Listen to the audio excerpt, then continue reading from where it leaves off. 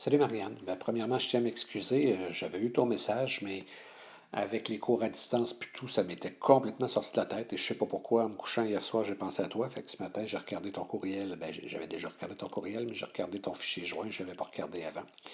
Je m'excuse. Alors, je suis content de voir que ça va bien pour toi à l'université. C'est un petit peu plus difficile, moi, je trouve, pour enseigner à distance. Pas toujours évident de fonctionner comme des capsules, mais comme tu vois, je commence à prendre le tour. C'est pour ça que je te réponds de cette façon-là.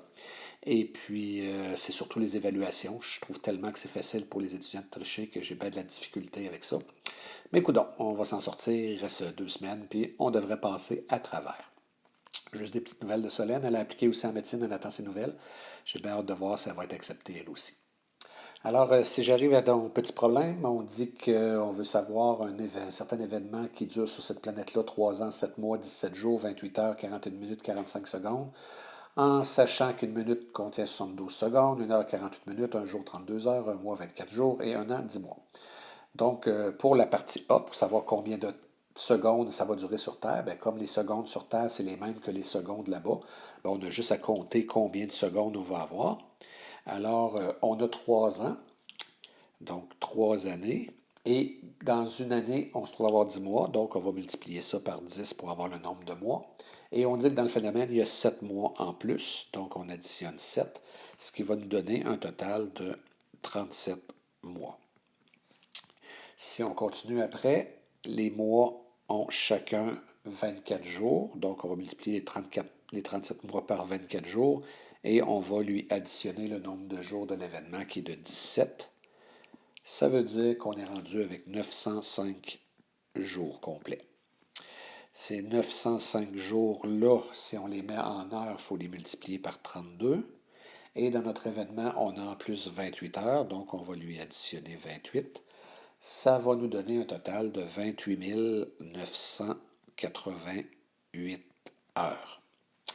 On continue le processus pour mettre ça en minutes. Donc, ce 28 988 heures, on va le multiplier par 48 minutes dans chaque heure. Et en plus, notre événement dure 41 minutes. On lui additionne 41, ce qui me fait 1 391 465 minutes.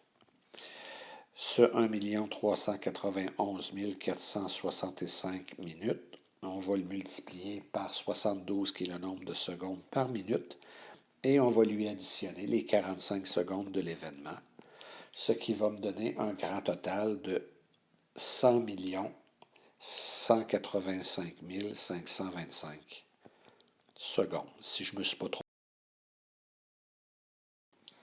ce serait la réponse pour le A. Pour le B, dans le fond, on nous dit que l'événement a débuté à l'année 12 542, le mois 6, le jour 19, la 27e heure, la 36e minute et 50 secondes.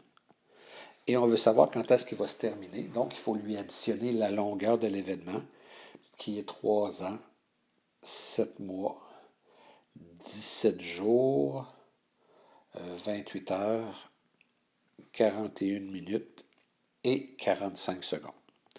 Mais on va faire comme une addition normale, fait qu'on va commencer par la droite. 50 plus 45, ça me fait 95, donc 95 secondes. Mais on sait que 72 secondes, ça fait 1 minute. Donc, je vais enlever 72. Il va me rester 23 secondes, mais je vais avoir 1 minute de plus à additionner. Donc, j'ai 36 plus 41 plus 1 qui me fait 78. J'ai 78 minutes, mais on sait que 48 minutes, ça me donne 1 heure. Donc, je vais enlever 48 minutes et je vais me rajouter 1 heure. 28 plus 27 plus 1, ça me fait 56 heures. Mais je le sais que 32 heures, c'est une journée. Fait que si j'enlève 32, il me reste 24 heures et je me donne une journée de plus. 19 plus 18, ça me fait 37. Là, on est rendu dans les jours, 37 jours, mais je sais qu'une journée, c'est qu'un mois, c'est 24 jours. Donc, si j'enlève 24 jours, il me reste 13. Je me suis trompé dans mon brouillon à côté. Donc, j'enlève 24 jours, il me resterait 13 et il faut que je me donne un mois de plus. Je continue. Pourquoi j'avais 37 pour 32? Non. Ah, je me suis trompé avec le nombre d'heures. OK, excuse-moi.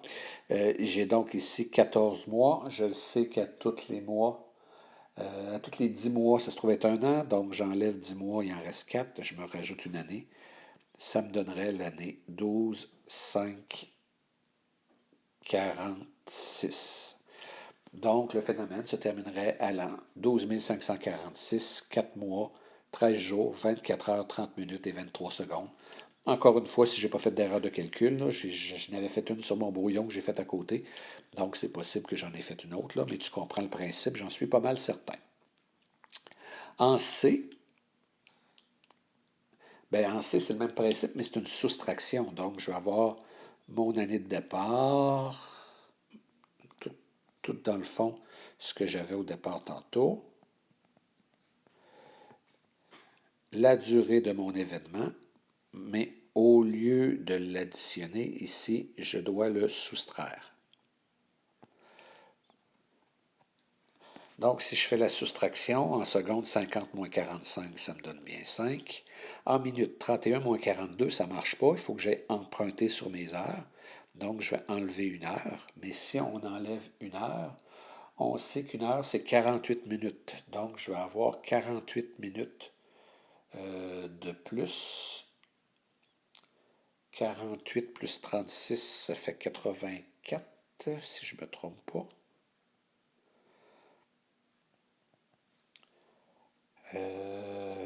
84 moins 41, ça veut dire que j'aurai 43 minutes.